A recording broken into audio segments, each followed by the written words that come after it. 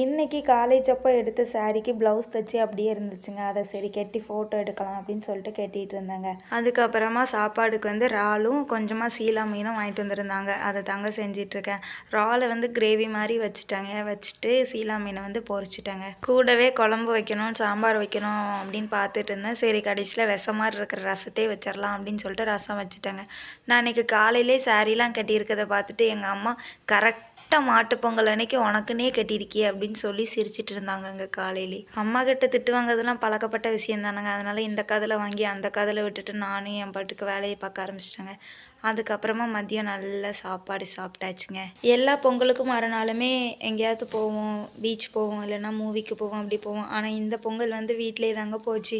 Courier office leave அப்படிங்கிறதுனால brownie ஆர்டரும் எடுக்க முடியாமல் இருக்குங்க. அதனால சும்மாவே இருக்கேன் வீட்டில். பொங்கல் முடிஞ்ச பிறகு தான் ப்ரௌனி ஆர்டர்லாம் எடுக்கணுங்க. சரி கொடுத்துருக்க லீவை வந்து பிரயோஜனமாக பயன்படுத்தணும் அப்படின்னு சொல்லிட்டு வெரைட்டியாக சாப்பிட்லாம் அப்படின்னு சொல்லிட்டு இன்றைக்கி ஃபிஷ் ஐட்டம்ஸ் வந்து இது பண்ணியிருக்கோங்க. நாளைக்கு வந்து சிக்கன் மட்டன் அப்படின்னு போகலான்னு இருக்கோம். இன்னொரு வீடியோவில் பார்க்கலாம். டாட்டா. எப்போவுமே ப்ரௌனி வீடியோவில் பேசிகிட்டு இருப்பேன். இன்றைக்கி குட்டியாக ஒரு சாப்பாடு வீடியோ தாங்க.